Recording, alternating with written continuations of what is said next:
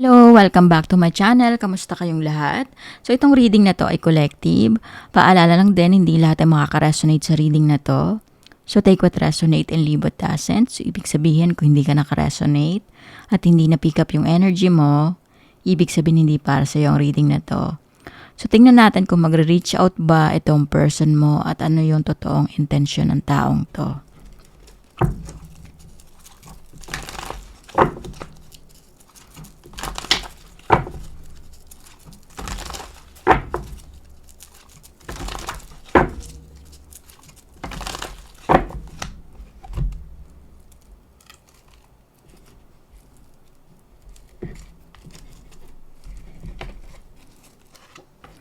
Seven of Pentacles, Ace of Swords, Queen of Cups, Nine of Pentacles, the Justice, Nine of Cups. Sa nakikita ko dito, hindi pa rin makontento yung taong to. Kumbaga, ngayon, nahihirapan siya dahil nung magkarelasyon pa kayo, lahat nagagawa niya, nakukuha niya, maaring nakabenefits yung taong to sa'yo, maaring secure ka, stable ka, kaya lang na-involve yung taong to sa iba at ito yung reason kung bakit kayo naghiwalay. Pero itong taong to, more on, nagpo-focus lang siya sa sarili niya. Ito yung nakikita ko na hindi pa rin sigurado yung taong to sa nararamdaman niya para sa'yo. Pero ikaw dito, sa nakikita ko lahat ng pagmamahal mo, ibinuhos mo sa kanya. So, itong person mo, kaya lang nito gustong bumalik sa'yo or ayusin itong relationship nyo dahil gusto niya maging secure siya.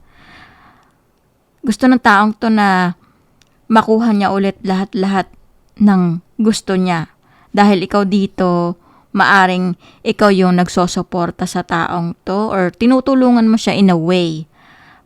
Pero, hindi balance yung pakikipagrelasyon mo sa taong to dahil more on ikaw yung nagigib kesa itong taong to yung magbibigay rin sa'yo or kumbaga pantay dapat. So, ang nakikita ko dito, gusto ng taong to i-take advantage yung kabaitan mo ulit. The Tower, so nakikita ko rin dito, something na merong nangyari sa taong to. Unexpected, maaring nagkaroon ng karma or yung karelasyon niya na pinili, hindi nag-work at ngayon gusto ng taong to na bumalik sa'yo dahil ayaw niyang maramdaman itong kalungkutan or kumbaga nagkaroon siya ng financial problem dito. So, sa nakikita ko, ikaw lang yung nakikita niya na tutulong sa kanya para makabalik ulit or makapag-umpisa sa buhay. The Strength, sa nakikita ko rin dito, ito'y karmic relationship. So, possible na hindi pa rin natuto itong taong to sa mga lesson na nangyari sa buhay niya. At tinetest ka rin dito ni Universe dahil nga kung bibigyan mo pa ng pagkakataon yung taong to at hindi mo pa nakikita ulit yung sarili mo or yung worth mo, mauulit-ulit itong nangyari. At sinasabi rin dito na mas sobra pang sakit ang ipaparamdam ng taong to sa'yo. So, sa nakikita ko hanggat hindi natatapos itong karmic connection nyo na kailangan mong putulin, paulit-ulit lang itong senaryo na masasaktan ka sa taong to. Two of Cups, nakikita ko rin dito, nandun pa rin naman yung pagmamahal mo. Kumbaga, hindi pa rin naman basta-basta nawawala yung feelings mo para sa kanya. Kaya lang, sa nakikita ko dito, gusto mong itry na i-offer pa rin yung pagmamahal mo para sa taong to kahit masakit. Gusto mong maubos na hanggang sa ma-realize mo na wala ka nang maibibigay sa taong to. Eight of Cups, nakikita ko rin dito, kapag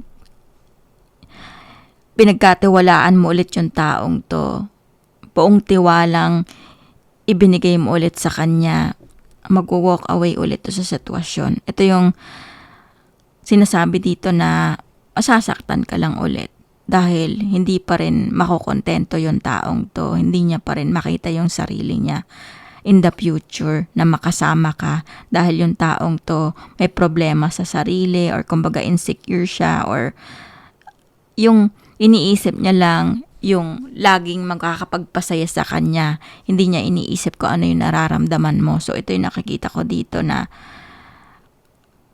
nagkaroon siya ng problema sa buhay niya. Ngayon, gusto ng taong to na i-comfort mo siya para maibsan itong nararamdaman niya. Kaya lang, pag nakuha niya ulit yung tiwala mo, ibinigay mo ulit yung buong pagmamahal mo, ganito ulit yung gagawin niya sa'yo na iiwan ka ulit sa ere.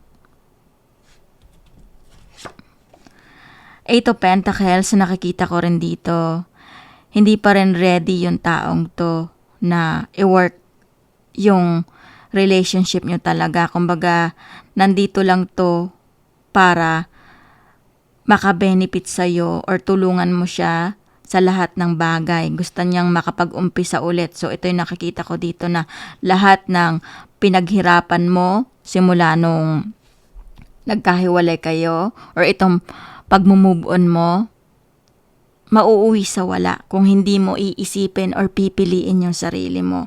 Dahil sa nakikita ko dito, itong taong to, hindi niya pa rin kaya na maging honest sa'yo or dito sa relationship. Sa nakikita ko dito, takot yung taong to na maging alone. Takot siya na harapin yung current situation niya. Kaya humahanap yung taong to ng makakatulong sa kanya para maibsan yung sakit. Dahil ayaw niya maramdaman yung nararamdaman mo nung time na iniwan ka ng taong to or nireject ka. So magtingin pa tayo ng cards.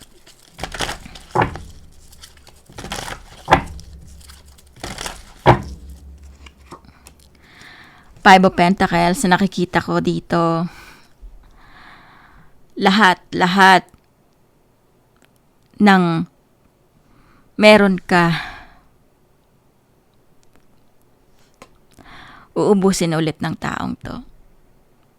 Pati yung pagmamahal mo na natitira para sa kanya, talagang mahihirapan ka makapag-move on ulit kung magpapadalos-dalos ka sa magiging decision mo dahil dobleng sakit itong mararamdaman mo ulit sa pagbabalik ng taong to.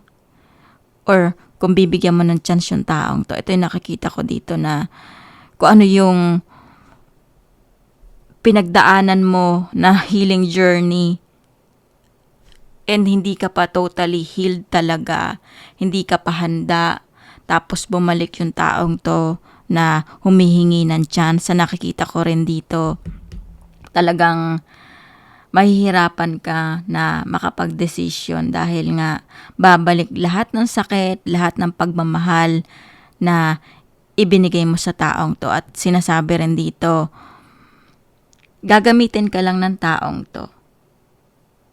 Iiwan ka ulit na mag-isa at lugmok na lugmok. Walang wala. So sa nakikita ko dito, kailangan mong i-block yung taong to at matapos na tong karmic connection nyo. Dahil the more na mag-i-stay ka, aasa ka na magbabago yung taong to, patuloy ka pa rin masasaktan sa kanya. Dahil ito yung nakikita ko dito na hindi mo mararanasan talaga yung totoong happiness dito sa taong to. Ito'y bibigyan ka lang ng anxiety, depression, kumbaga lahat ng pinaghirapan mo, mapupunta lang sa wala. So, magtingin tayo ng advice. Kung ano yung ma-advise sa'yo dito.